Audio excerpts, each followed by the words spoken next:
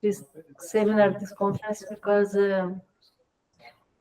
Simondon is not so well known in South Africa as he is in Brazil and Latin America. So I think it's very important we introduce and we encourage Simondon's thought in South Africa. And we had a workshop this morning with a good group of people, and they are really engaged with Simondon's ideas and theory. So I think it's important for us from Latin America and Brazil makes this movement to encourage Simondon's thought in South Africa. Yeah, sure. That in Brazil we have like a long history on Simondon studies because of the idea of some scholars even in 1990s, the late 1990s, some scholars started this, spread the word of Simondon. And I feel like I'm the new generation of scholars that are using more than use Simondon.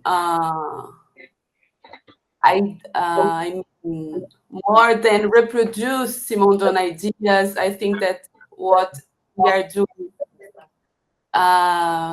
better here is to engage with the themes of that Simondon showed us. What's your background, Maria? I'm a philosopher. Yeah, so all my background is in philosophy. So, and I just finished my postdoc degree. So, yeah. Thiago as well.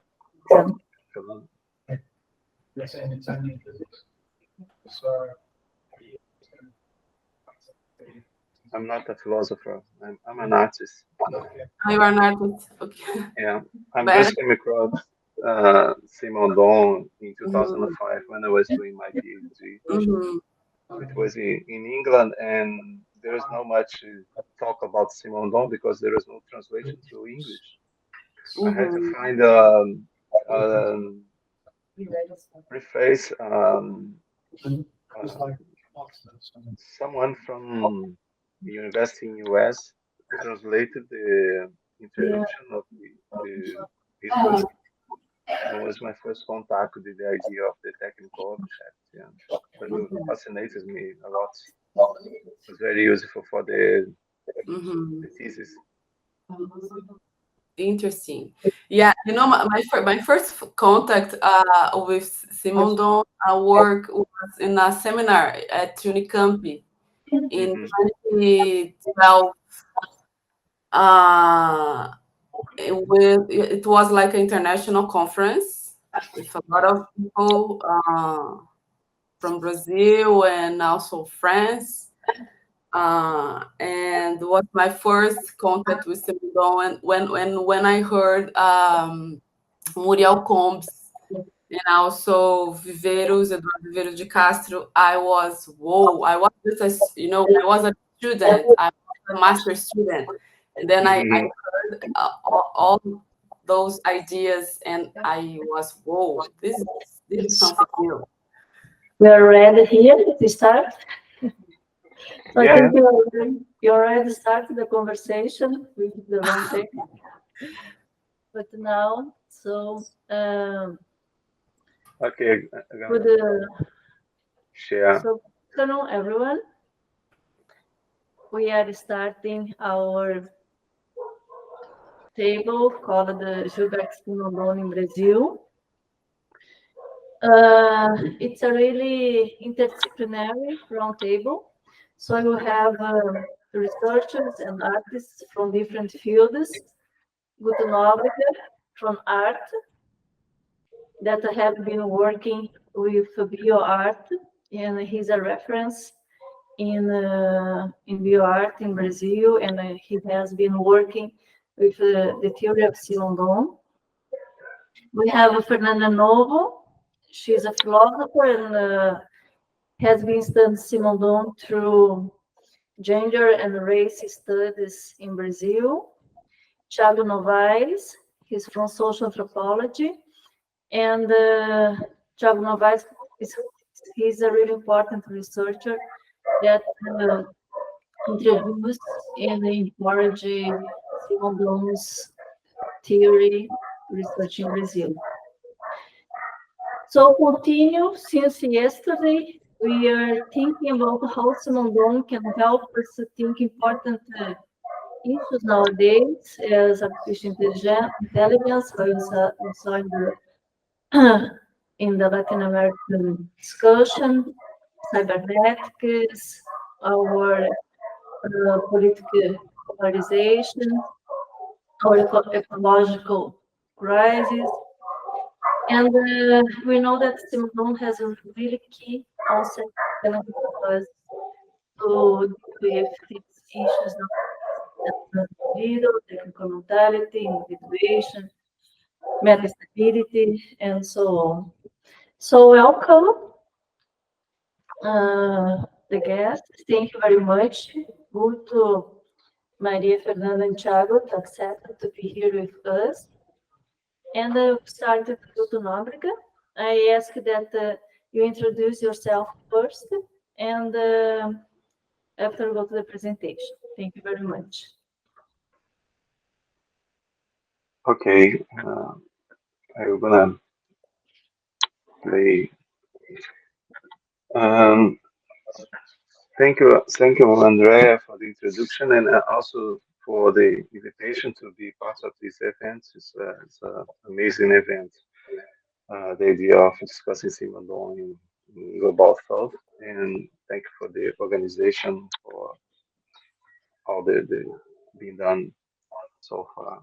Uh, my name is Guto Nóbrega. I'm professor at the Federal University of Rio de Janeiro, and I run this lab called Nano, along with Malu Fragoso, a scholar in UFRJ. So mainly the lab is focused on these two concepts of hybridization and biotelematics, and the discussion I've got today is about this subjects related to Simondon, the idea of indetermination, and also experimentalism in Flusser.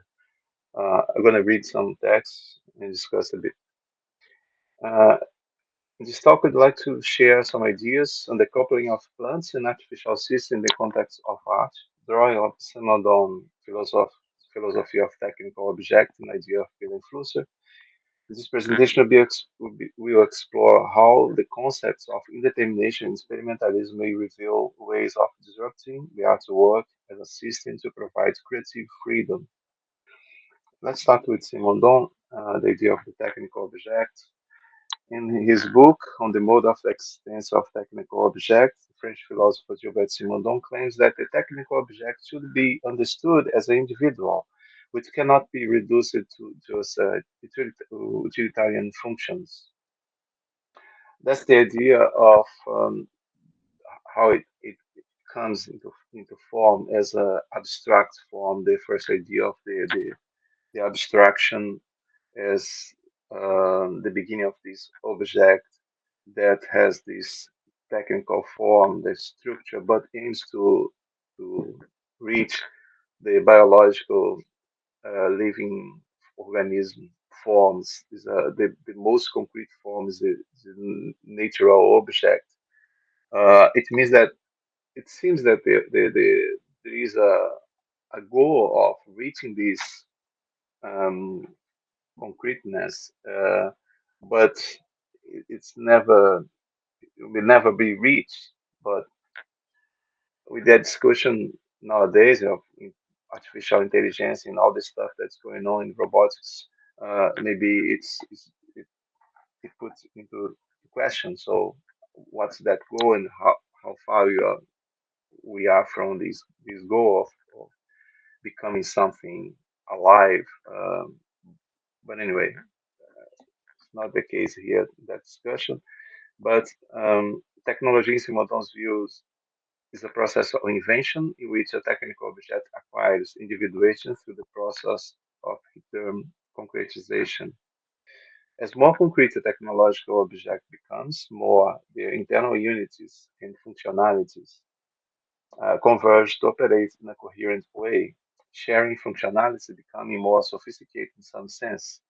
This sort of convergence is found in nature, optimized in the living organism, where all functional elements are overdetermined in them.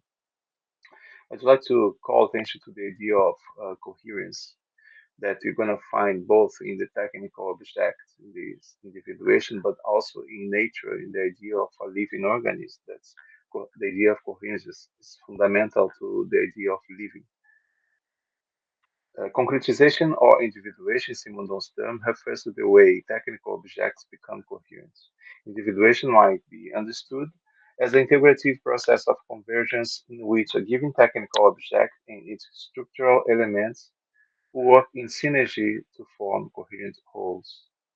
By the process of concretization, the technical object comes to resemble a natural object, but it can at the most only resemble natural object as they move towards concretization, whereas natural living beings are concrete from the very beginning. Even the most concrete technical objects, there will remain an amount of abstraction. The subsequent question arising from this idea is, in my case, that was a research question somehow during my investigation. What if, when a living being and a technical object are set together as a hybrid organism? It has been my practice, art practice, since 2005, when it was my first contact with Simondon. Simondon is not central to the research, but was very important in the way I could put technology in perspective, the way that criticize technology somehow, looking for the considering the importance of indetermination, and also when we discuss Flusse in a moment, the idea of experimentalism to break somehow the um, control or the programmability of technology. It's a hacking process somehow. According to Simondon, machines shouldn't oppose to men, for both are parts of the same system. As in the process of invention, machines are informed in the sense of bringing to form by man in the same way man's views of the world is shaped by machine through the way of being. In that sense, a dialogue between nature and machines should be reinforced through the process of invention. Machines will become more efficient in their doing as the margin of indetermination increase. Simondon criticized automatism for the degree of perfection and technicity of machine does not lie in the increasing and improvement of the automatization. In order to make a machine automatic, it's necessary to sacrifice many of its functionality possibilities and many of its possible use. I see this statement quite important, especially from the perspective of art, because in art, we are always looking for this way of process, what is considered noise, what's considered outside of the what would bring automatism and perfectionism or sophistication through technology. We are looking at most of the time, or at least sometimes, for simple things and for things that industry maybe or science doesn't want to look at or is not necessary. But in art, all these things is put into play. It's a play all the time, including all their agents. According to Simondon, it's such a margin of indetermination that allows for the machine's sensitivity to outside information.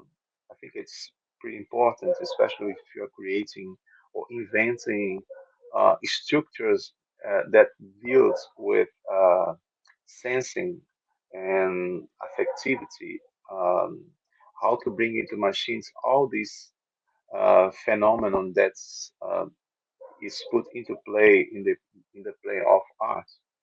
A purely automatic machine is a closed system.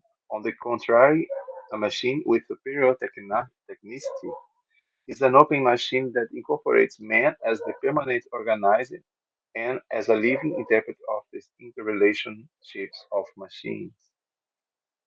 Now let's consider Flusser experimentalism. I think it's combined pretty well with Simondon in some aspects. Flusser, to understand the idea of experimentalism, Flusser will bring the discussion, you put into discussion the idea of the photographic camera. And I think it will become clear if you understand what Flusser is proposing in terms of understanding what is in the scene when you are playing with photographic camera. Flusser claims for a philosophy of photography as it could be emancipatory for living in a world dominated by apparatus. Um, Flusser took the photographic camera as a model because he saw it as the simplest and the most transparent of all apparatus. He argued that the image produced by this apparatus is one of a very special kind, for it does not refer directly to the phenomenal world, like a prehistorical image do, but indirectly to the applied scientific text the apparatus is made of. So the idea of a machine that show in its image a representation of the world that some scholar will uh, sustain that claim influenced the idea that so there is no alignment, there is something that there is an input and there is an output, and this output is based on a program somehow, even before the computer. It's a program that's coded in the scientific text, the scientific ideas that is brought into form in the body of a photographic camera. So this is pretty much important to understand. The photographic model adopted by Fluss due its simplicities allows the investigation to be refined into the sense of technology and to develop creative strategies accordingly. Emphasis is placed on experimentalism as the main form of interpretation to acquire creative freedom in the regime of the operator apparatus complex. The understanding of the essence of the apparatus guides this study on the analysis of a similar kind of complex which is central to the technological mediated environment of electronic arts, the triads artist, observer, and artwork. Uh, I'm going a little bit fast because I'm worried about the window, the time. But the idea of experimentalism would be something to provoke or to bring some kind of disruption to the programmability of the technical object of the apparatus. Okay, and and Flusser brings a model of experimentalism, thinking about the photographers that are experimental. And I think as an artist, I try to think what can be experimental, creating structures, technical objects for as installations, for instance. What defines an apparatus is the programmed to be programmed to function in a certain way. The apparatus can only produce what is already encoded in its program. The photographic apparatus is programmed to automatically produce technical image, liberating this way the photographer to play and explore. That's why apparatus must not be confused with instruments. They are not like toys. Sorry, they are more like toys. Toys to play with, thimbles, to combine them. In that sense, Fluss asserts that the main function of the photographer is to play against the apparatus in order to exhaust the virtuality of its rules, its program, manipulating the apparatus not as a worker but as a player. So from Homo faber to Homo ludens, that's the transformation Flusser proposed. It suggests that the way to generate creative freedom in the apparatus should be inject human intention into the apparatus program to force the apparatus to produce something impossible to see in advance something probable, something informative, to hold the operator in its product, in content, to deviate one's attention from subject in general and to concentrate in information. So there is this move from the idea of production or productivity in the way the Industrial Revolution uh, established to move to idea of deal with information. So this shed some light on our initial question. What if, when a living being and a technical object are set together as a hybrid organism? So coupling plants and machines. So this is my work. I've been working from decades since 2005 when I started this research and start introducing plants, living organisms to coupling with um, technical artificial organisms. But before I will show some artworks at the end, let's keep the discussion with Flusser and Simondon. So, in the context of art practice, for decades we have witnessed the move from creation of closed to open systems. That's the idea pretty much related to cybernetics. My supervisor was Roy Ascott, the cyberneticist, and he proposed the idea of cybernetics as a model to understand art. And the idea of cybernetics was pretty important to the idea of interactive art. Is when the artwork or something that you use to observe the fruition was to contemplation, and that artwork becomes respondent. So it becomes to offering response to the viewer, behaving in some way. So through interaction, through device that can monitor the environment, can monitor the viewer, and give him or her response. This move exalts the observer as a fundamental part of the artwork observer complex in which the observer, through its process of fruition, activates the system he is engaged with. The observer is one of that will give meaning to the system, which in turn should have a considerable margin of indetermination to incorporate the observer presence and inquiry. So indetermination becomes a very important part of the system because without indetermination, the system will respond automatically in a very boring way. When art plays with the construction of systems that are technologically assisted, the notion of its indetermination becomes really important. In this sense, the intersection of distinct subsystems such plants and machines should be considered not much for the sake of empowering the plant with automatism or technological apparatus, neither merely to inject into the machine variables of organic matter. I think it's something else. When nature is brought into dialogue with machine, especially in the context of art, together they perform as a system with many layers of complexity, which brings in it several levels of indetermination. If machine, as Simondon indicates, move towards nature in the process of concretization, coupling nature and machines, nature and machines, into a single being, redirects the evolutionary vector of machines and even nature into a new directions. They become an integrated role, opening ways towards hybrid ecology of beings. We would like to propose through hybridization a process of invention as an interplay of organic, telematic, and subtle networks. I'm calling these OTS networks. I've been working in these concepts recently. We see art as a field phenomenon. So the idea that what is displayed in art is not the object, it's not the experience of the viewer, but it's something in between. Like it's ruled by vectors of affection, of telematics, of the environment. So it's a very complex interplay of force. I would not be seen, it would not be seen dependent exclusively on aspect of reciprocal actions between man and machine in the technical level, but between levels of resonance, of affective level, which entangles the artist, artwork, observer complex to the emergence of integrative coherent whole.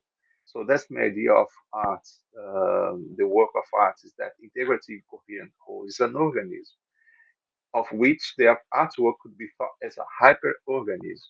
It's a concept also I've been working and since the my investigation began.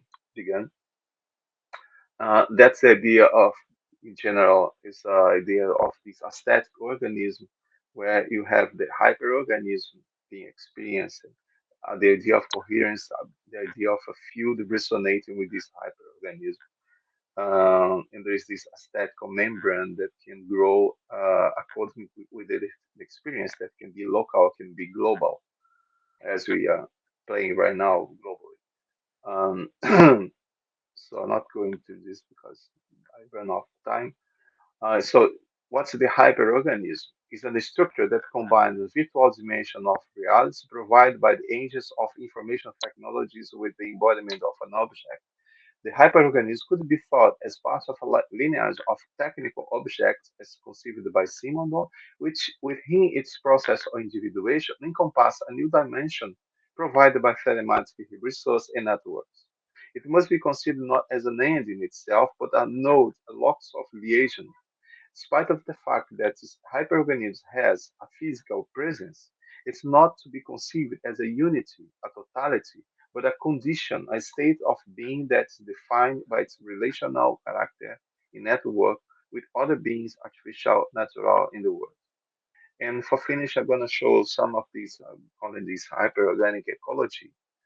Um, it all started with this word called breathing. That's a structured, very experimental, very simple as well. But the idea is to connect plants with the computer. So, and I managed to create a shield that can read electricity from the leaves, conductivity from the leaves of the plant. And so, if you breathe near to the plant, so you have a reaction when you exhale the air from your lungs. You see the robot opening the legs because the plant works organic sensor. There's no technical sensor, electronic sensor for the air, but it's just the air uh, touching the leaves and the variation of the signal, electrophysiological signal, used to control the robot. Uh, for finish, this another work more recently, been working with these um, aquatic plants. And the idea was to create an environment where that could measure variation, vibration in this environment using a laser beam. So as you see, the red lights is a laser beam crossing the environment. Any movement, any bubble, anything that happens inside can be translated into sound. I create a special synth for um, that artwork and it's part of the form of the artwork. So I think this ecology of beings has to do with something that is generated by the combination of these plants and robots, the mechanical stuff, in all the process of invention and construction.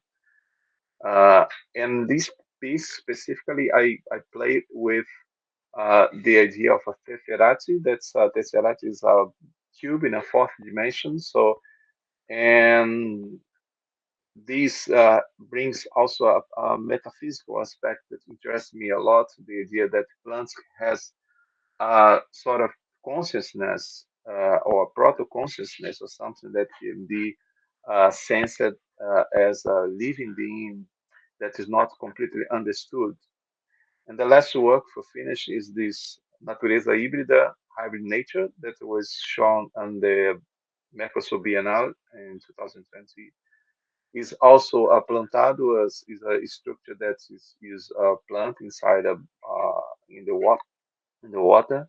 In this work specifically, the idea was to build this microphone that connects to the roots of the plant so that the roots, any sounds, any vibration from the roots, and scientifically it's suggested that is in fact it becomes an evidence that plants emit sounds microsounds, and I try to open their work to that level of knowledge or sensing sound inside, not just from the plant, but the environment inside the glass, the environment of the plant, and this brings movement to the this part of the object. Forgot the name. And if you approach the creature, it responds with some reaction. So you can see here.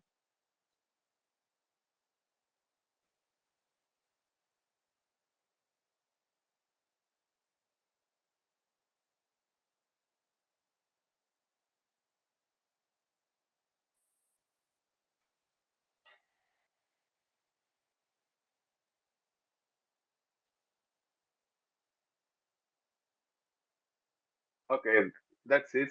So if you want to know more, I just finished my book. It was published end of last year, and had all these concepts and ideas and the idea of hyperorganism. It can be downloaded in Brazil from the Editora Circuito, or can be bought from the internet. Is all the and this is the hyperorganic that's gonna happen now in November. Invite everyone if you want to be part of this. Thank you very much.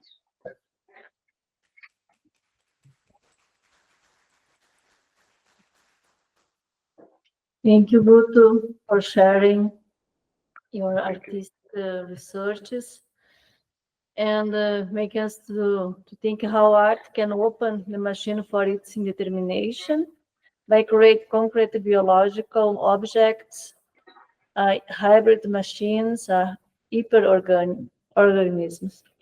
Pablo Rodrigues, in the first day, told us that art, you can think art as a technology as well, technology as art.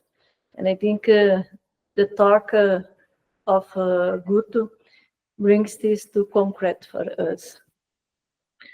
I think we can have our conversation in the end. So I would like to call Maria Fernanda Novo. You can give introduction and after your presentation. Okay. Thank you, Andreia, for inviting me, and thank you for all the organizers that make this conference possible.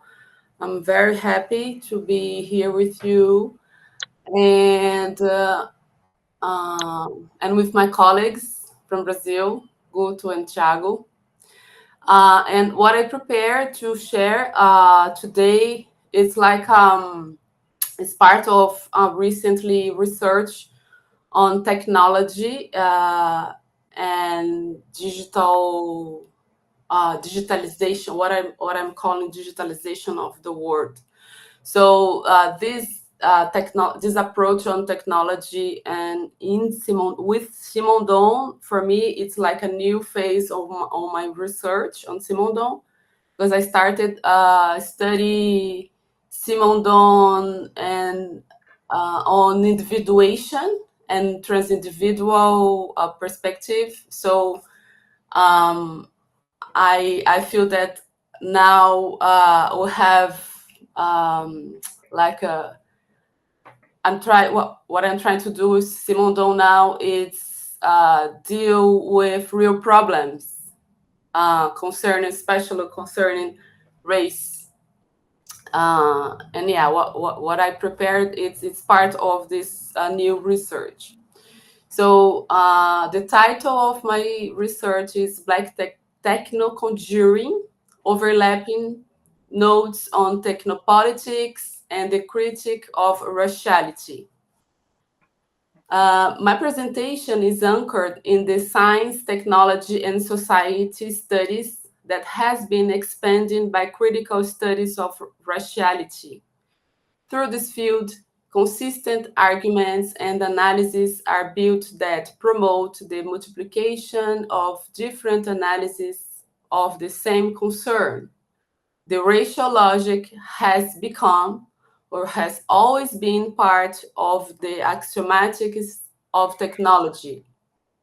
My hypothesis is organized around that I name techno-philosophical research that aims to identify the continuities of the colonial slavery model in the functioning of digital technologies, a model that translates into social technical solutions based on exploitation and racial violence.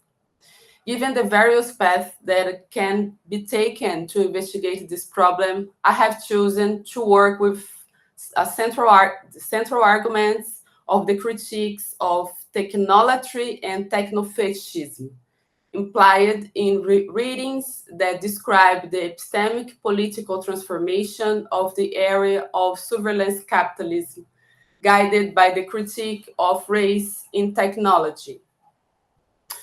On the one hand, the discussion on the raciality of technology is materialized in combination of the spatial-temporal position of the racialized subject with the presumptions of development and progress praised by the techno-solutionism that dominates the contemporary imaginary, forcing technical alienation by imposing an irreconcilable distance between humans and technical objects. On the other hand, I'm interested in understanding the impact of surveillance capitalism and the platformization of social relations on Black and Indigenous communities, on the social technical imaginary at a time when environmental degradation is becoming irreversible. And this is also the moment which the upward curve of scientific progress finds its limits. In this scenario, we see a proliferation of techno-fetish solutions that stabilize old regimes of racial violence against Black and Indigenous communities. To do this, I will start with the diagnosis made by many researchers about the recalibration or replacement of the race as it's indispensable for the new era of neuroeconomics capitalism. First of all, it must be understood that the functionality of this economic system depends on the configuration of social media and platforms and their data extraction process. Basically, technoscience and digital technologies are being used to create individuals adapted to the configuration of the surveillance society, improving techniques of control over the population pushed by projects of social and legal economic transformation of the digital information age. Nowadays, surveillance is carried out using systems for collecting, recording, classifying, and modulating information. In other words, every action on social media generates a trail which, if collected and manipulated, creates trends and predictive behaviors that feed commodification, monetization, and control. Secondly, this diagnosis overlaps with another process that is also part of the social technical solution of the information age, namely the repetition since the plantations of the process of racialization that allow extraction of value based on race. That's why I argue that technology should be taken as a racial category, since it reinforces mechanism of hierarchical differentiation based on race. So my presentation now it's divided in two parts. And first one is what I call politicizing new technologies. The epistemic political architecture of digital technologies present on the one hand a journey of invention of relationships between technical and human objects, together with the reconfiguration with notions such as scientific progress. On the other hand, dynamics previously observed in colonization and industrial capitalism are transferred to the new information age, where the extraction and manipulation of data becomes a source of inexhaustible value for surveillance capitalism. A series of authors have dedicated the last few years to produce reflections on functioning and dynamics of the new digital environment, but I will frame an argument built before digital technology era. In 1954, Simondon theorized about technique in combination with the new cybernetic science that was emerged in 1950s, showed on the mode of existence of technical objects, a genealogy of the connection between humans and technical objects. According to Simondon, this connection is neither one of emancipation from objects nor of human autonomy concerning them, but a connection guided by the idea of progress. What is the issue? Is the new notion of progress, corresponding to the discovery of technicity at the level of technical and also human resource. This other idea of progress is taken up in the little piece called The Limits of Human Progress, first published by Simondon in 1959. So the limits of the progress should be set by the criteria of the existence of humans and the real necessity and their real necessity, and not just with the development of technology. These criteria should answer two elementary and complex questions. First, what does the human produce? And second, what is the human being? Basically, human progress is defined by the saturation of processes that can be universalized, which are transformed into increasingly autonomous systems. The limits of the progress announce the impossibility of going beyond the limits of what the human produce and impose on the idea of the progress a revision close with the limits of the human capacity to think of itself in relation to technique. This review points out that progress is conditioned by the human consciousness about the system to which it is exposed, which Simondon will work on extensively under the theme of technical alienation. And then we enter in the field of technopolitics, which seem from the racial point of view allow us to see that what used to progress before is stuck by its own limits. According to the technique of progress, according to the critique of progress in relation to technique, Achille Mbembe argues in his book Brutalism that the construction of the paradigm of progress depends on the vitalism, which disregards any appearance of the old, of something dead or in ruins. The progress is reinforced by the desire, and I quote, towards the perpetual transformation of the human subject and the world, and the desire for the mastery of nature and of life are still very alive, end quote. Under this desire, new ways of quantifying the world emerge today, defined by the insignia of the digital, made functional by data and algorithm. Digital diagrams continue to commit us to integral and in-depth, infinitely expansive knowledge, giving new life to the paradigm of progress and the fantasy of the full knowledge. However, a crack is opened up in the teleology of knowledge. Never the knowledge has been so accessible and at the same time so ignored. Meanwhile, the paladins of big data feed the epistemological illusion that they can abandon the theory and produce knowledge from a simple statistical analysis of data. In this sense, the symbolic production is still an effective way of reproducing hegemony and forms of hierarchization, manipulation, and alienation. Humanity is therefore facing new regimes of symbolic production. Mambe says, and I quote, "Behind every statistic, every code and algorithm, there is a fragment of the world and reality, an idea and a theory.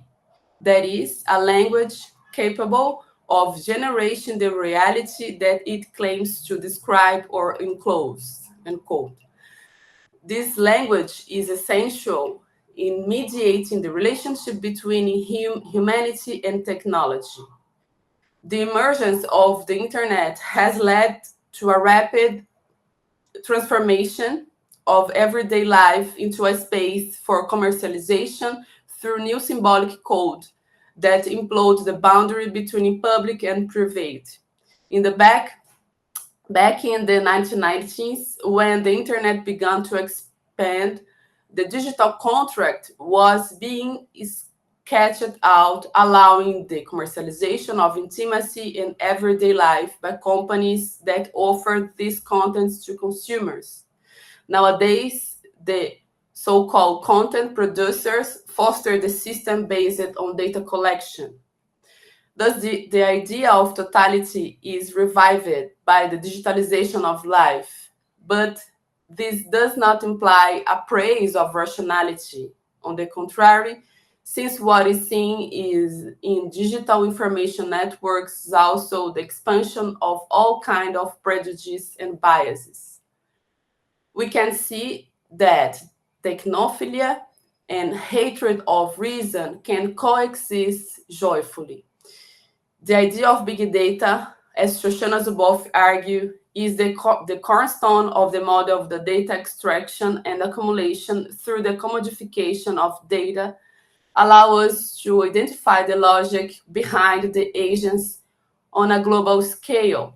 She says, quote, of objective and subjective data about individuals and their habit is in order to know, control, and modify behavior to produce new varieties of commodification, monetization, and control, unquote.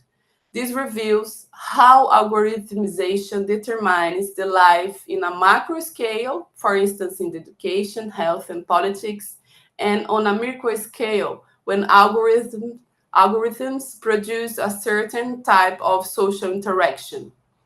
This brief explanation of the economic of big data helps us to understand another logic that defines the overlapping forms of racial exploitation, the logic of recalibration of race. So then I'm on my second topic.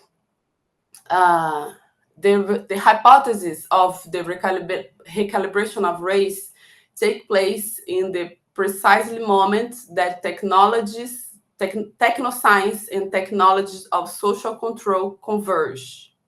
Recalibration of race goes hand in hand with the straightening of ideology of security and the mechanism designed to calculate and minimize risks to companies and government. The idea of securitization requires the establishment of systems to control individuals and seize power over a biological body that is not only multiple, but also in constant movement. Thus, the new security system overlaps elements of previous regime, discipline and punishment during slavery, technologies of colonial wars, and elements of technoscience such as biometric, genetics, design, and logistics. And I quote Shimambe, the growing strength of security state is accompanied by reconfiguration of the world by technologies and an exacerbation of forms of racial designation, end quote. Here the question arises. Is the algorithmic bias that culminates in the expansion of racism and other violence mistaken and therefore correctable?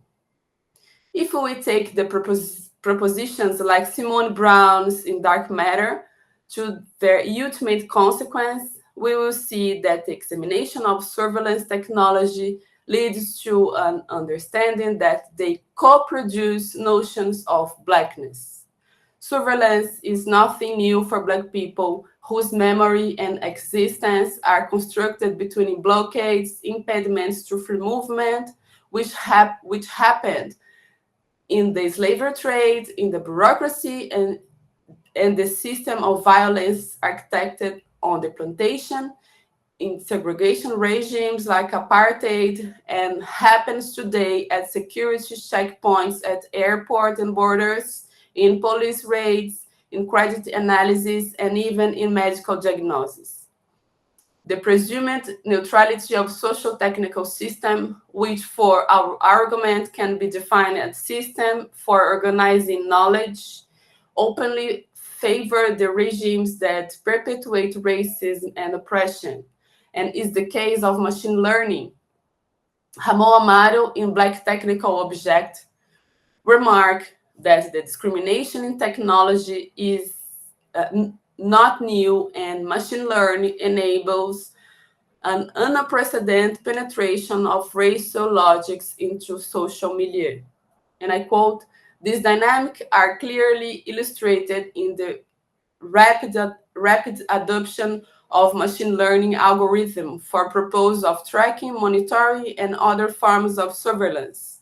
Machine learning can mediate the consistency of racist logics by positioning the Black, brown, criminalized, and otherwise other body as always already sites of investigation. We see this most readily when machine learning algorithms produce racist and or discriminality outputs on widely recognized digital platforms, even when these algorithms are not designed with these intentions," end quote. Rua Benjamin denounces the construction of technoscience that has not taken race as a basis for the consolidation of hypotheses, theories, and research, revealing technosolutionist patterns that contribute to the reproduction of forms of subjugation.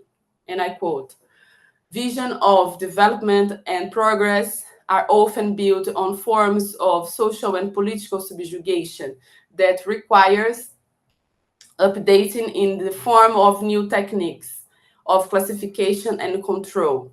When researchers set out to study the values, assumptions, and desires that shape science and technology, we must remain attentive to the racial anxieties and fears that shape the design of technoscience," end quote. This is how studies of science and technology have adopted the construction of technological matter without assuming raciality as a starting point or as a necessary element to what she defined as the carceral imagination, figured in case in police violence and security system that presume race as a legal, economic, and technological foundation and expose the reason for the rationalization of violence concealed by the techno-solutionism. In this way, in the background of hierarchization present on the platforms is an extension of historical matrix, since it reintroduced the ratio. The modulation of surveillance capitalism appears in the resumption of the notion of borders, territories of segregation, space of exclusion linked to geopolitical space, and also in the presentation of control, surveillance, and data extraction apparatus as a social technical solution. In short, behind every premise of a social technical solution, there is an embedded racial component.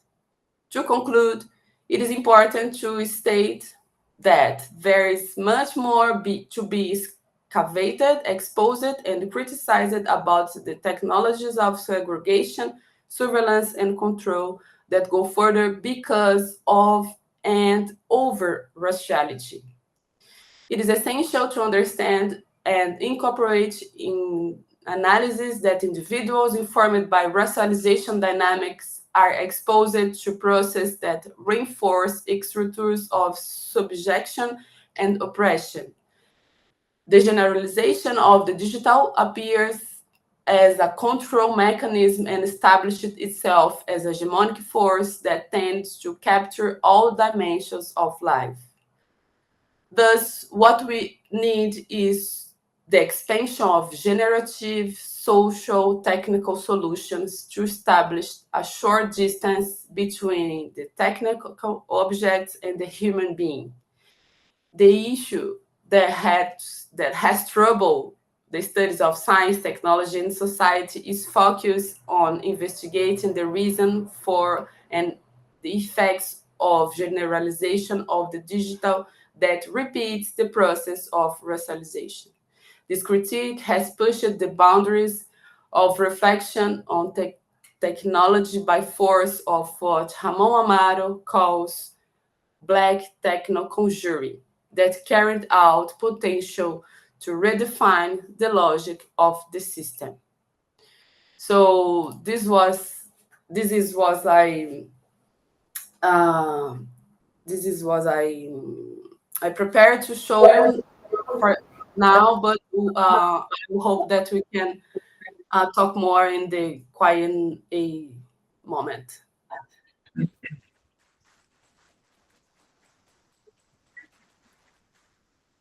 Thank you very much, Maria Fernanda, to share your recent research about rationality in technology nowadays.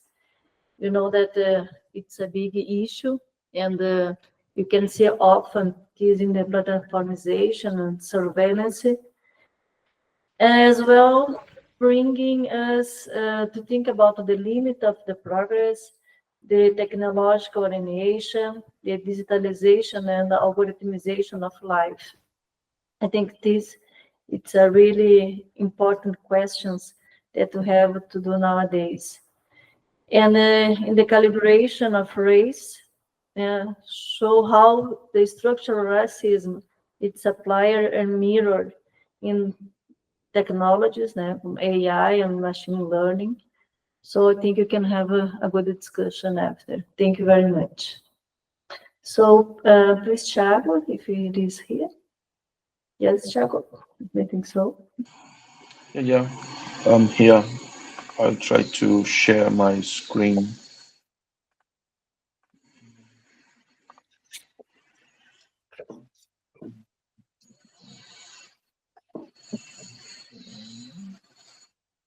Yes, it's working.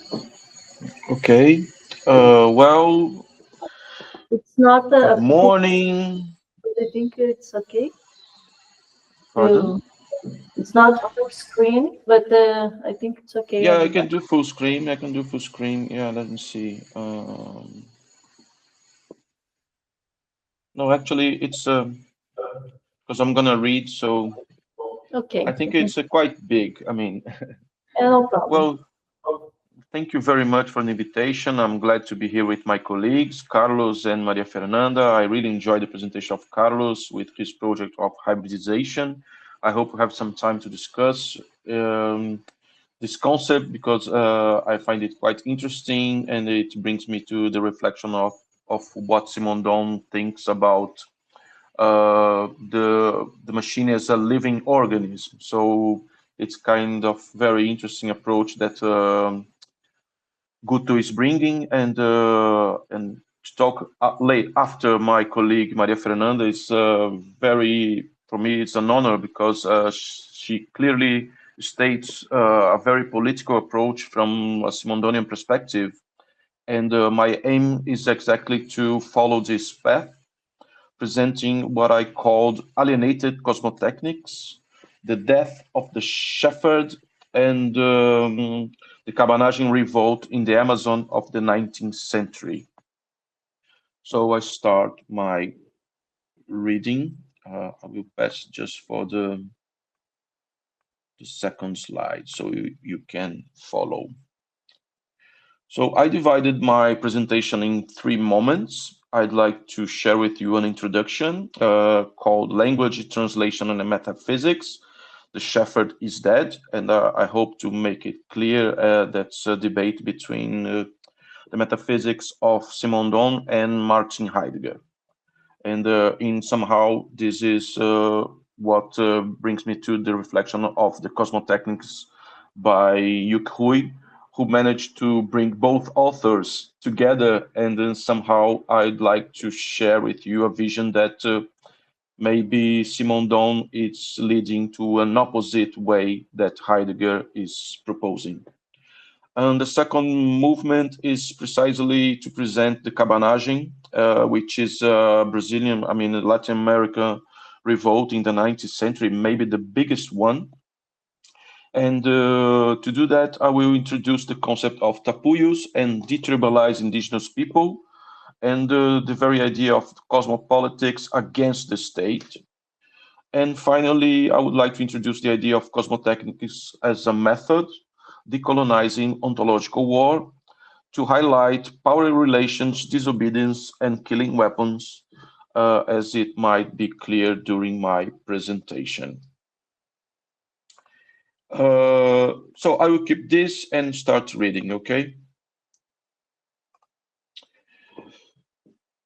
This presentation was initially interested in developing some of the theoretical aspects of Gilbert Simondon's philosophy of technique in order to establish a dialogue between his concepts of open objects, neo-technical objects, and margin of indeterminacy, with the aim of introducing Simondon's pedagogical proposal for the creation of a non-alienated technical culture.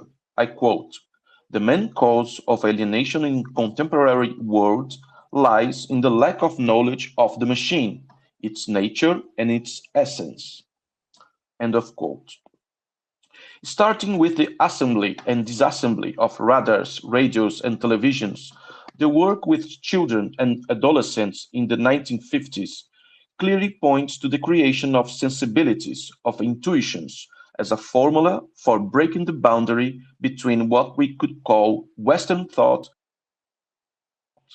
Making an allusion here to Claude Lévi-Strauss' famous book from 1962. When comparing the way of knowing of the engineer and that of the indigenous people practiced as bricoleurs, the French anthropologist observes that both derive from the same human mental capacity. However, if, as Yukhoi suggests in his 2017 essay, I quote, "It is necessary to move from cosmology to cosmotechnics as a politics to come." This paper intends to argue that this passage must take seriously not only the convergence proposed by technicity, but also the divergency present in the impossibility of translation between cultures. Traduttore, traditore, translator, betrayer, reflected in territorial disputes, colonialism, and what we would name as ontological wars. The need to abolish the slavery of technical objects currently derived from an utilitarian human-machine relationship, as Simondon suggests, encompass the recognition of the multiplicity of cultures as a way to produce different relations between technology and nature, namely technodiversity. Instead, to redesign alternative and non-alienated models of technical progress, we must understand the very nature of technical objects, its essence, its modes of existence, in order to enable culture to participate in its development, in communication with them, redefining alienation resolution beyond the mere appropriation. It seems opportune to reflect on what Lévi-Strauss observes in his seminal chapter, The Science of the Concrete. I quote, "Like bricolage on the technical plane, mythical reflection can reach brilliant unforeseen results on intellectual plane. End of quote. If the cosmotechnical discourse aims precisely to reaffirm the connection between cosmology, morality, and techniques, that is the very reason why the bricolaire's practice is noteworthy here. It is through the rescue of a certain primitive magic in which technical knowledge is manifested in harmony with religious, aesthetic, and ethical values that we can restore the notion of technical progress of each specific human group in opposition to the alienated and universal consumption of technologies. In this paper, this opposition will take into account power relations and be exemplified by the contrast between the dominant historiographical production on the Cabanagem Revolt, which occurred in the Brazilian Amazon in the mid-19th century, and the possibility of rewriting it based on the valorization of anemic production of concepts that largely reflect cosmologies that are dissonant with those interested in the historiographical discipline. To accomplish this task, we attempt to deviate from the concept of cosmotechnics, aiming to operate it as a tool for accessing and describing ethnicities, and not the other way around. Each Amazon ethnic group has its own way of waging war, with its specific weapons and death rituals. By recovering the weapons used in the accounts of the clashes between the Portuguese and the Cabanos, followed by cannibalism or other forms of insults to the bodies of the defeat, it is possible to establish different ethnic groups taking part in the revolt.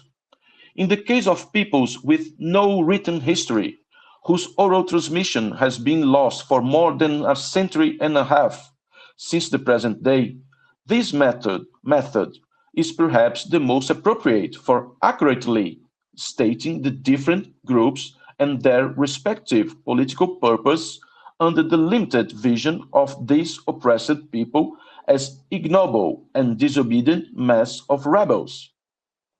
By escaping from classic relations between leaders and followers, or from projections about revolutionary political projects, such as the arrival of equality, fraternity, and freedom in the tropical forest, the result is the recognition of another political proposal, which is not interested in taking over the state and is doomed to failure due to its pre-political character, as Hobsbawm suggests in his book Primitive Rebels, but clearly manifests itself as a deliberate anti-colonial struggle of revenge against enemies, of destruction and disrespect against any form of state. As anthropologist Pierre Clastres points out, we are then confronted with a huge set of societies in which the holders of what elsewhere would be called power are in fact deprived of power, where politics is determined as a field outside of all coercion and all violence, outside of all hierarchical subordination, where, in a word, there is no relationship of command and obedience.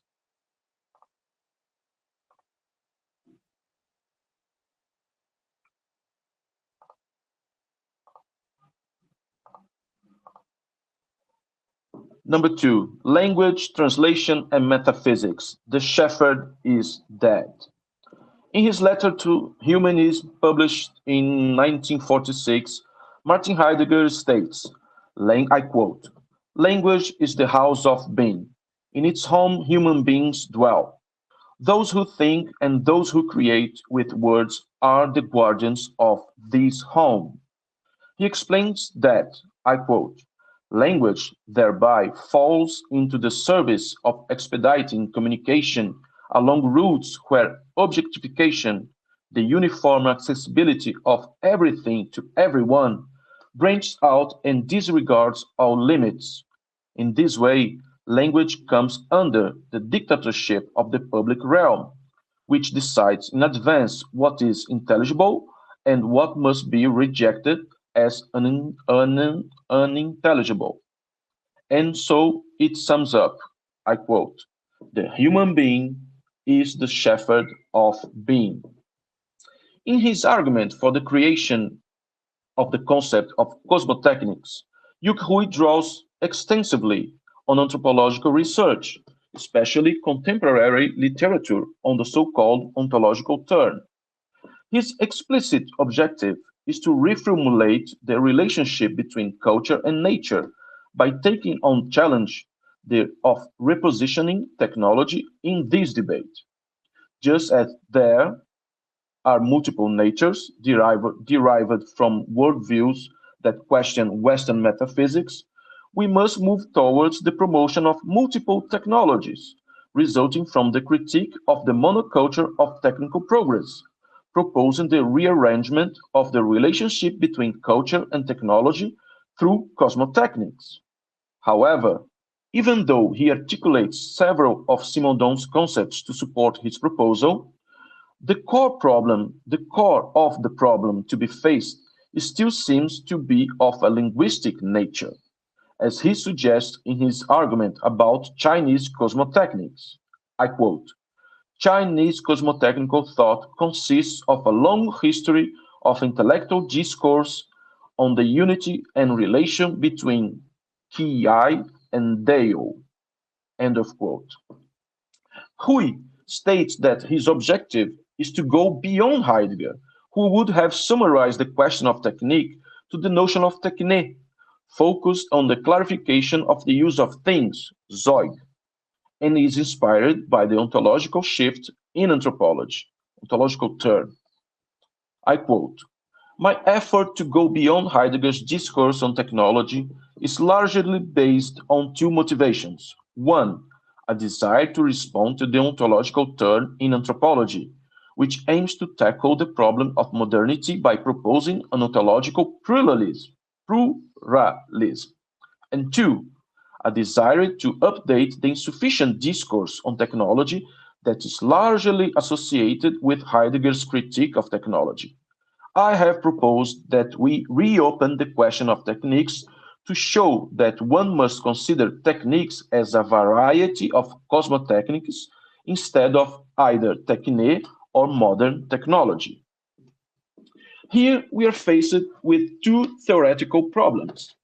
The first concerns the long anthropological tradition of discussing the notion of translation, which initially arose with the difficulty of accessing certain words, such as the names of the dead when one wanted to draw kinship charts, or, as Lévi-Strauss tells us, about how to infer greater or lesser knowledge about something that, eventually, is not expressed conceptually, in words. I quote, "It has been long the fashion to invoke language which lack terms for expressing a concept as tree or anima, even though they contain all the words necessary for detailed inventory of species and varieties."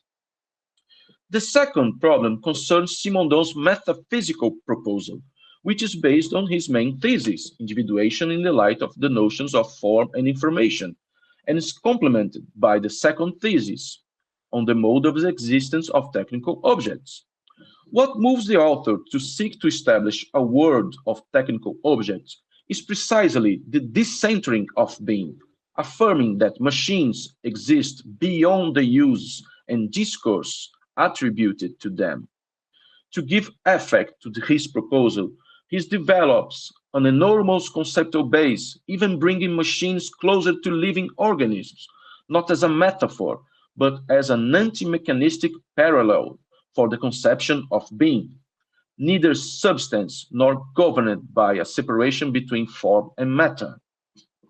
Being is a relation, an operation capable of altering the structure and being altered by it, resulting from the irreceptibility of movement, which can only be known through the very individuation of knowledge. To access the possibilities of the machine's existence, which hold potential for coupling with humans, in the present and in the future, it is necessary to recognize elements, individuals, and technical groups in order not only to clarify and conceptually project their cultural social function, but in a way that allows their permanent updating through a non-alienated relationship, which we understand to be techno-magical with machines.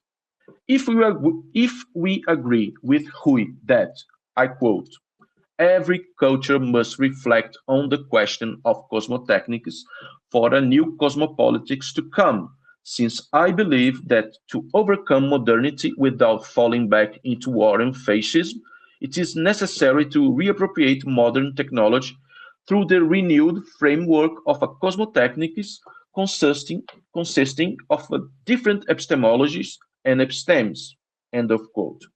The method for achieving this cannot be limited to the recovery of concepts, a diversity of languages, or even practices from the past, but must be attentive to the construction of sensibilities that are mediated by power relations that shape human-machine relations.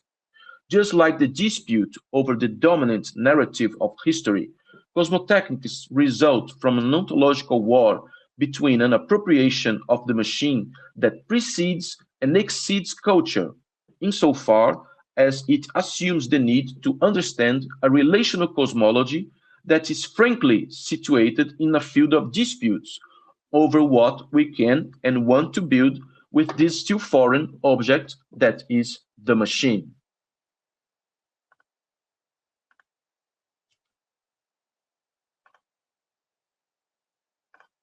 Part 3. Society against the State.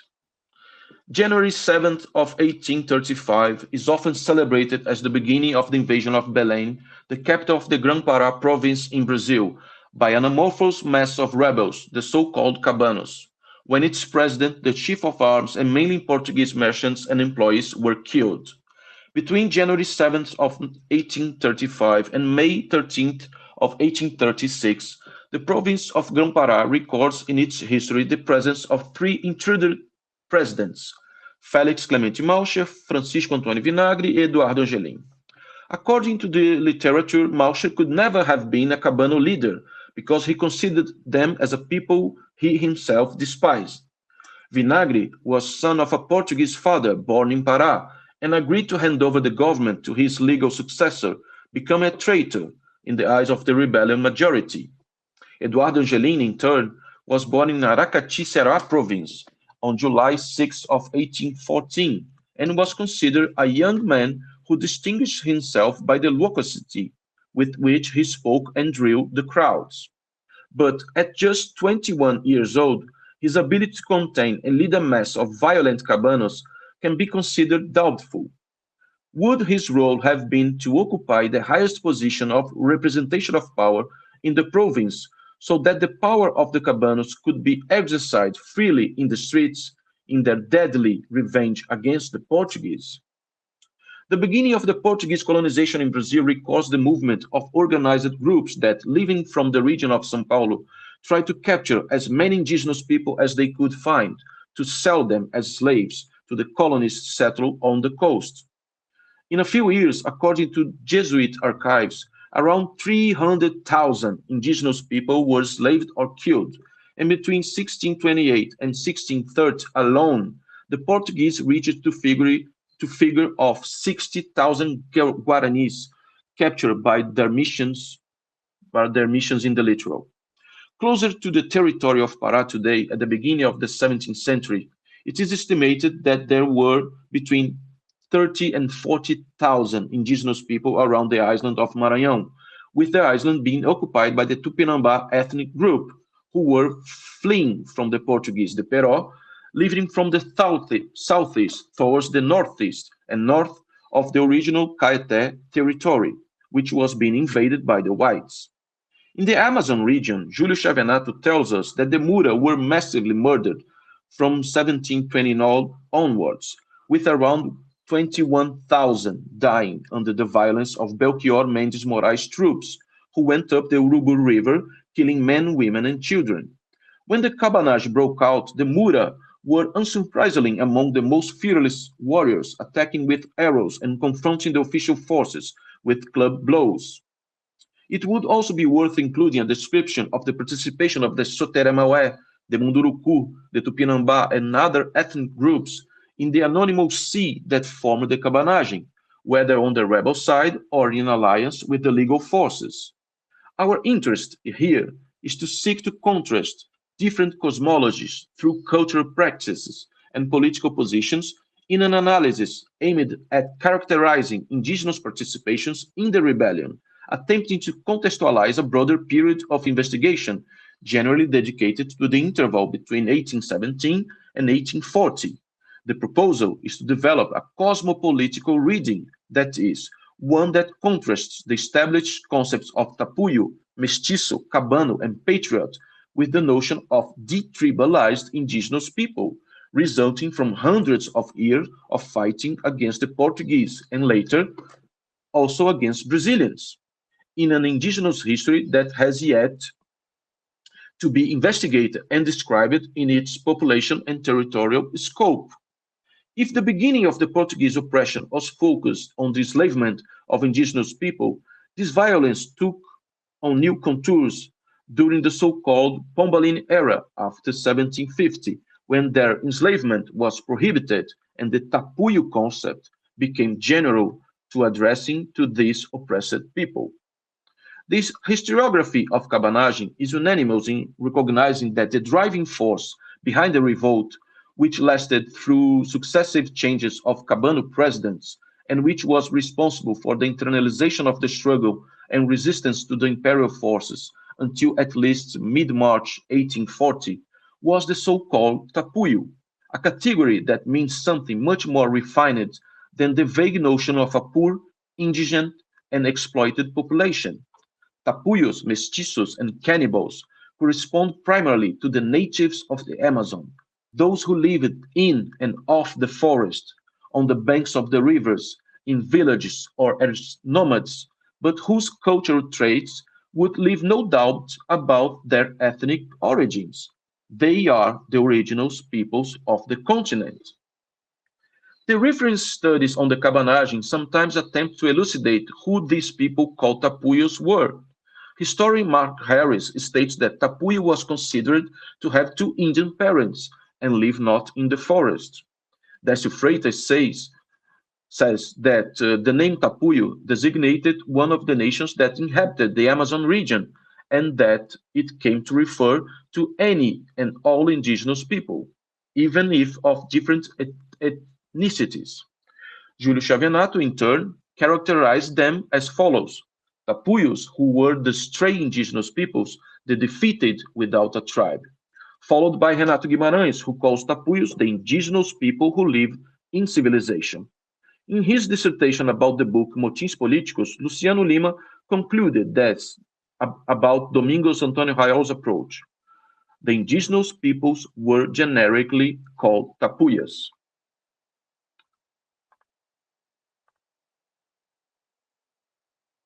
In terms of conclusion,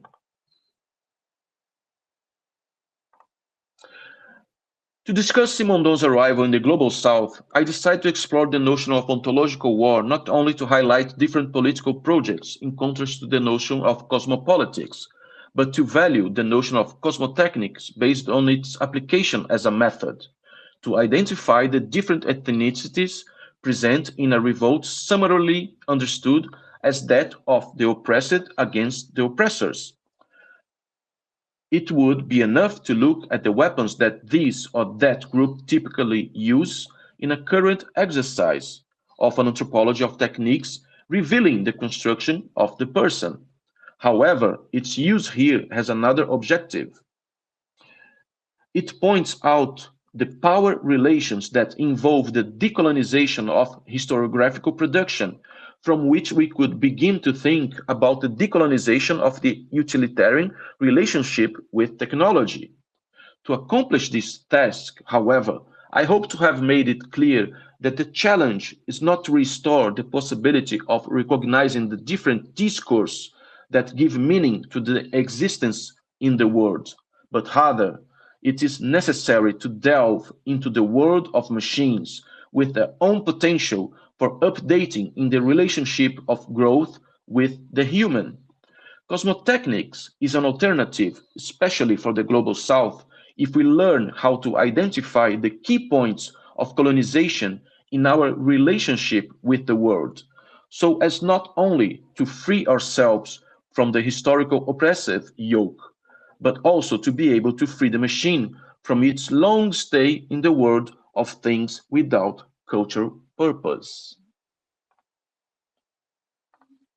Thank you very much.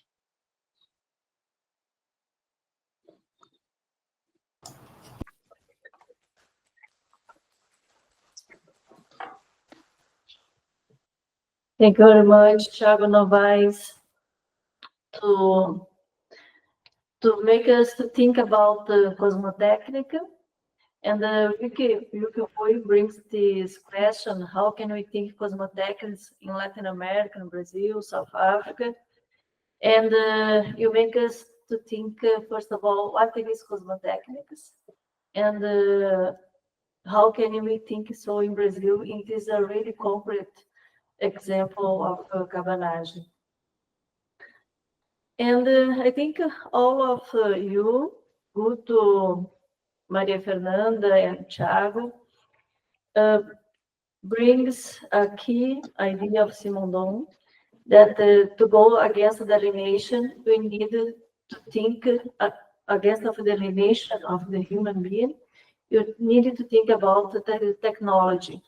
So technology, how we said since the beginning, is not a simple tool or instrument, but it's really related to culture and nature.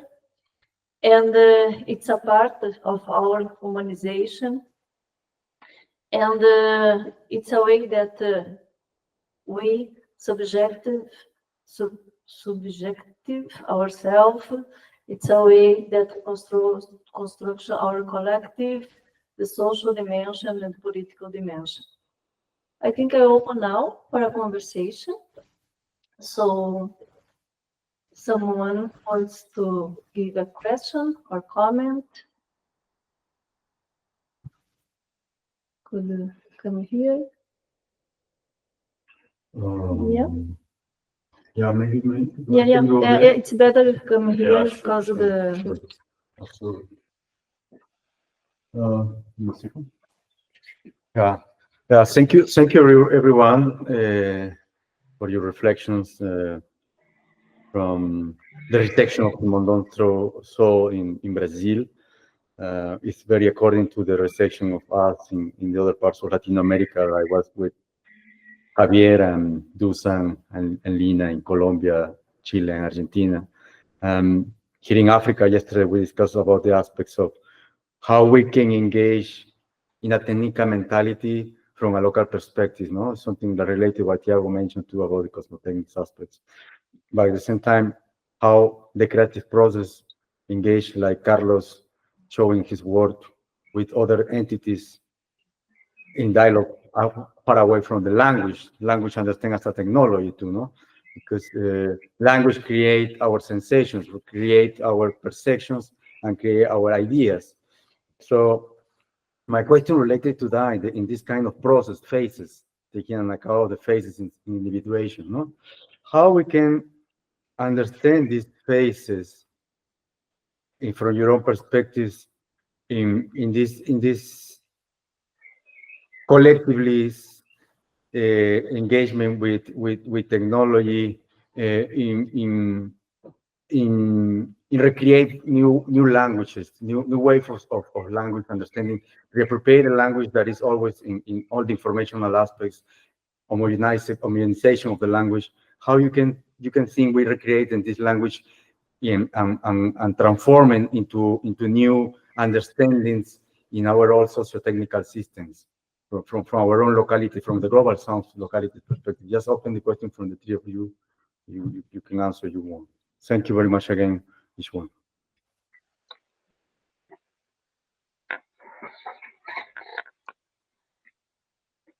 Yeah, start. Okay, I will accept the challenge. Anyone? Guto, Maria Fernanda, can I start? Would you like to? I would like to open the discussion, bring my own experience with in dealing with plants, because it has started with the idea of bringing a living organism to the system, not beyond the observer, beyond the person that experienced the system, but a living organism that could be coupled to the system as an artwork.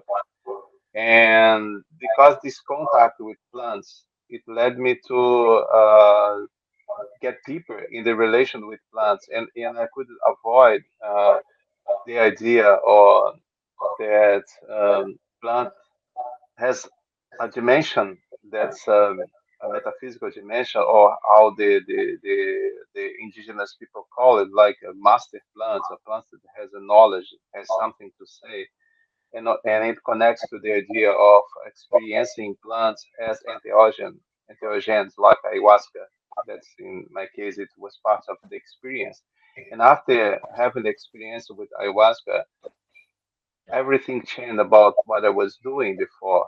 So I think connecting plants and technology and proposing this as an experience, I think it unpack a lot of possibilities, but it depends much on the observant, what's his intention, what's his perception of the system. So, and I would propose you integrating the idea of language, something there's go far beyond the idea of traditional language, or what is we calling language, because through the experience of ayahuasca, for instance, there are ways of communication and understanding that it cannot be translated for our common sense. It's something very beyond our experience or our validated reality, as Oriasco used to say.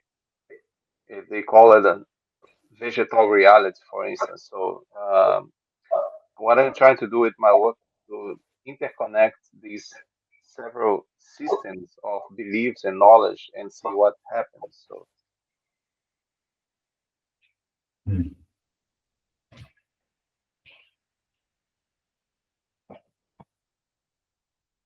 Well, may I try to answer a little bit? Yes, please. Yes, what I've tried to expose here is that the very idea of the language brought from Heidegger as the shepherd of the being has been totally confronted by the very idea brought by Simondon of disintegrating the being. I mean, that's what was his main work on technical objects. He was really concerned about bringing the possibilities, the specificity of the technical objects.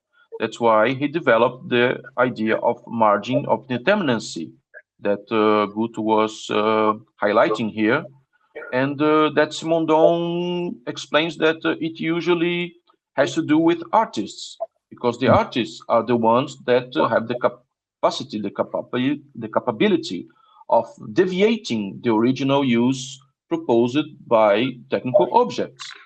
And what is his purpose? What he's aiming to do is to propose a technical culture that enables, like children and adults and people in general, to develop another relationship with machines. But to do so, we must develop a sensibility that he would like call technoaesthetics.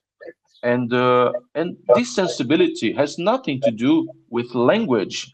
It, Mm. as I tried to mention, it has to do with something that is developed through the body, through the spirit, through the nose. If we might bring back Plotino as one guy that for me is very interesting, because Plotino really deals with the idea of information, enepoiden.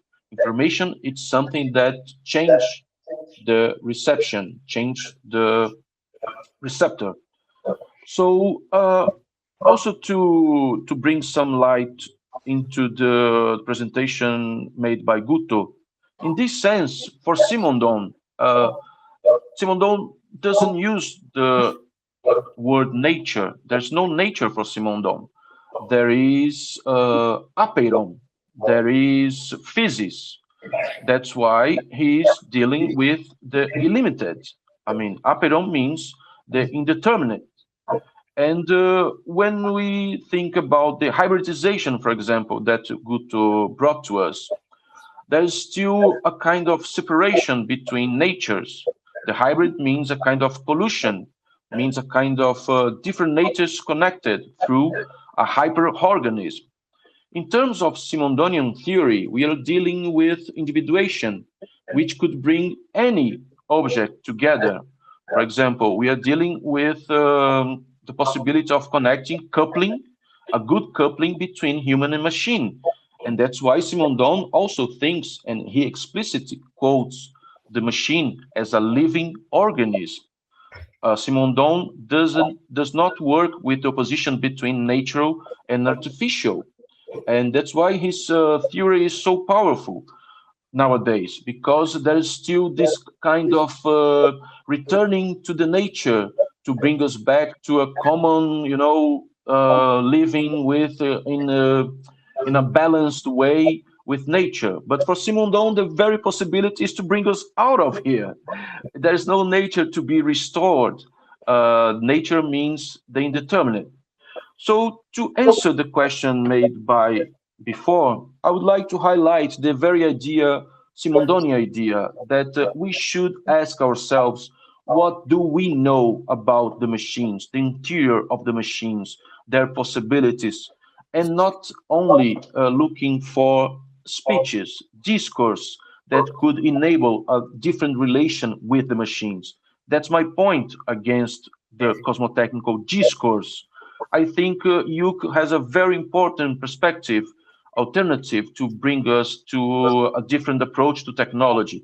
But in somehow, I miss in his speech the very concepts that Simondon's worked a lot as neo-technical objects, as open objects, as understanding the machine as a living organism. And somehow he's bringing back the problem of the machine back to culture. And instead, I think Simondon proposed a different sensibility that could enable us to deal with the machine. Something that is very clear in the work of Guto. He's bringing another perspective of dealing, interacting with the machine. But in somehow, I see a little bit of closed machines. It's very aesthetical.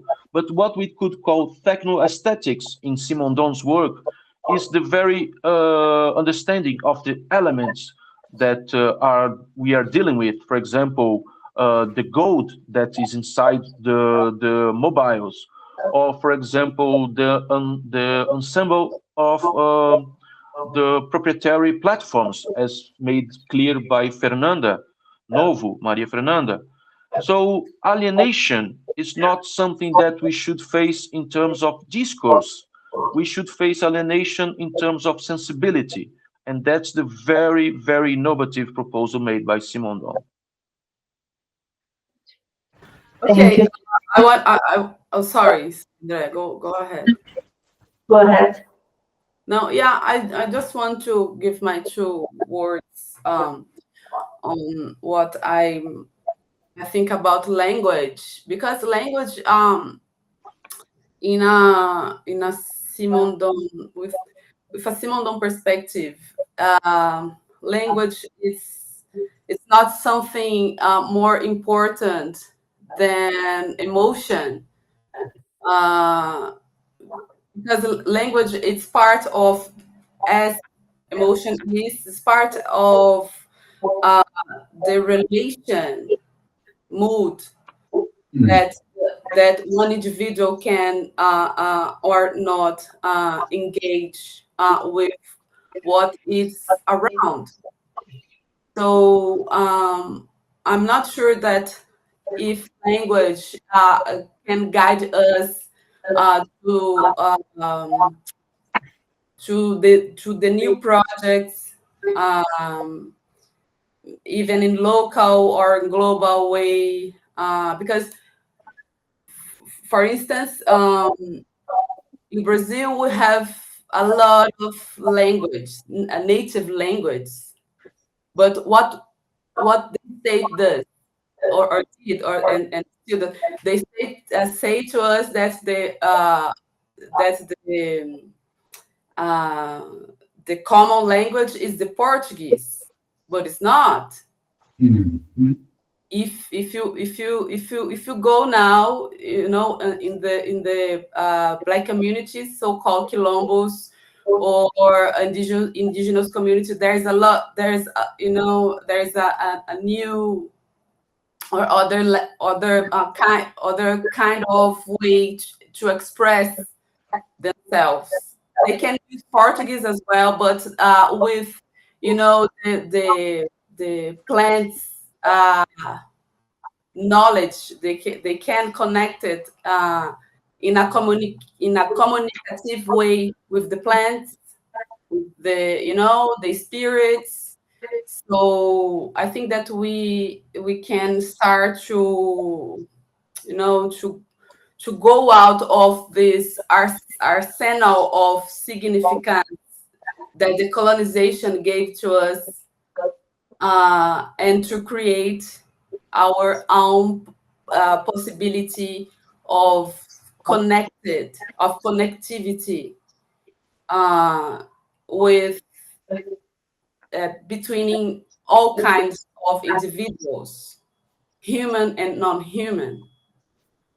And then the language. What is the language? At the end, the language is nothing. Yeah. So that's it. Thank you, Maria Fernanda. Open more questions? Yes, please.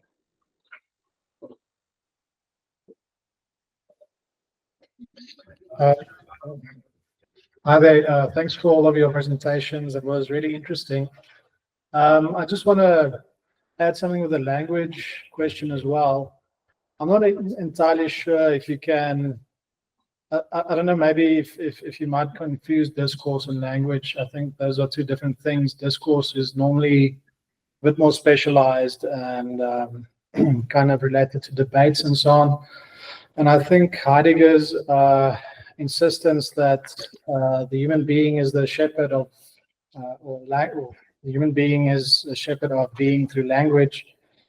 I don't think there's a way in which we can really overcome that one, or that sensibility can be conveyed without language either. So I think the bigger problem is if we actually start neglecting language, we do get more technocratic mentalities, and these things like biometrics and all these kinds of things that were discussed actually intensify, I think, when we start losing sight of language and how language can at least help us to overcome some of the difficulties that we normally face. But so I don't know if I misunderstood the last speaker's ideas there, but no, that's just a thought on. I don't think language is really an enemy or can be opposed to techniques. If you look at Andreia work as well, gesture and speech, you can see that language and techniques co-evolve. So we can't separate them, and perhaps it's rather when separate technology and language that we actually run into big problems. And I think that's also what Heidegger was trying to fight against, because I think he saw also the kind of technocratic world as being quite destructive of being. And in that sense, it's necessary to see the poetic aspect of language, which and poetics and techne also tie in with one another. But yeah, that's just my point. Thank you. I don't know who wants to make some comments. Yes, I would like to thank, the last comment, and I knew that it's a current research I'm doing, and I'm glad that it really touched the audience and brought them to provoke and try to understand what is debate is being debated here. The very question about the language has to do with the idea that Heidegger is concerned about uh, what we could call like the subjectivity. I mean, the human must be illuminated to deal with technology. And that's the purpose of bringing the idea that we are the shepherd of the being. And of course, this has a Kantian problem together, that is, we can only think through concepts. And that's the main point I think that was presented here.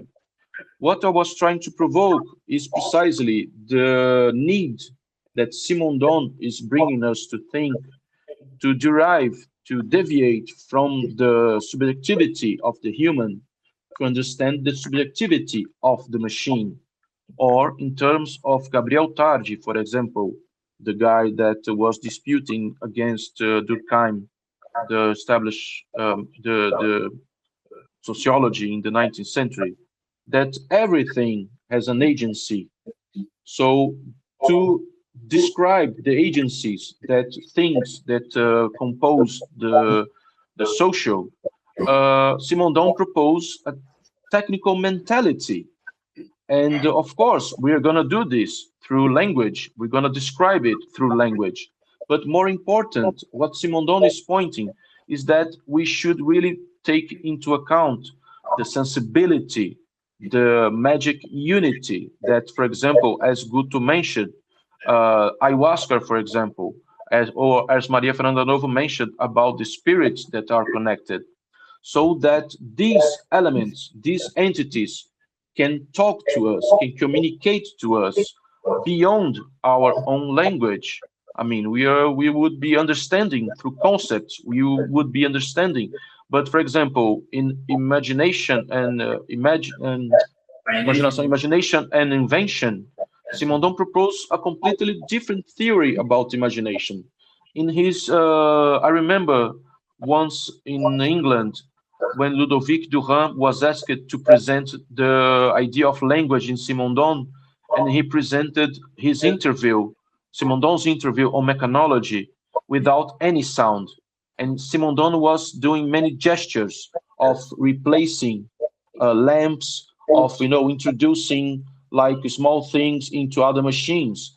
So there are other ways to communicate technical mentality beyond what is called language in terms of the concept that's behind Heidegger's assumption. Do I make myself clear? I think it's a huge discussion. I think Heidegger and Simondon are quite opposite guys in terms of metaphysics, but somehow they are like, for example, in Stigler's interpretation that Yuki Hui derives from, Simondon is quite close to Heidegger. But for many of us Simondonians that are really concerned about the interpretation of Simondon around the globe, I think Heidegger does not take into account the technical relations between the zoids, the things. That is precisely what Simondon is concerned about. And Heidegger is more concerned about the clarification for the subjectivity of the human beings of what could be the technical issue. And instead, I think Simondon is concerned about the relations, about the la reticularisation, the networking of the machines beyond and independent of the human. So this kind of understanding brings us to a very deep understanding of the problems we are facing now during the Anthropocene, which is a kind of different approach if we focus on language, on the discourse.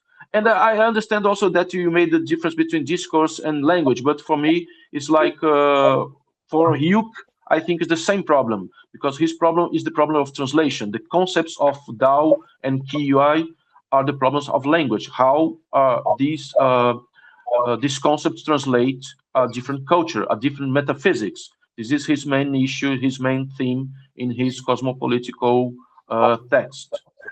I think we're not going to finish the discussion here, but I'm glad to try to contribute. Thank you. Yeah, that clarifies a little bit. It is quite a difficult issue, as you say. I'm not sure if I agree with everything, but yeah, like you said, it's maybe something to be taken further next time. But thank you. Thanks for the clarification. I understand better what you meant now. So thank you very much.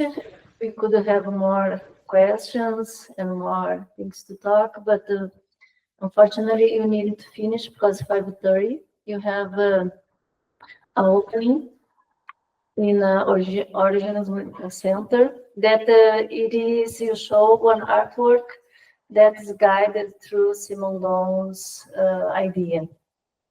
Thank you very much, Thiago Novaes, Guto Nóbrega, Maria Fernanda Novo, to share your researchers. We know that Simondon thought it's very updated and very important nowadays because we deal with a really complex situation. Our mode of existence, or our modes of existence, to think different cultures, different technologies, and different natures, it's becoming really, really complex, and you can't disassociate the things. And Simondon brings this theory that you need to think together about culture, nature, and technology, about many kinds of individuation, about a relational thought. So everything it is in relation. But in the same time, I think even with Simondon, you have a big challenge nowadays, because talk machines nowadays, it's not so easy. We are dealing with a big acceleration, algorithm acceleration, and our inputs and outputs are really in the same time. And so I think Simondon helped us, but in the same time, our challenge it's really big, and we need to update, we need to think Simondon nowadays. And I think Thiago Novaes and Guto and Maria Fernanda helped us in this sense. So thank you very much. It was a pleasure to bring thinkers, researchers from Brazil to South Africa.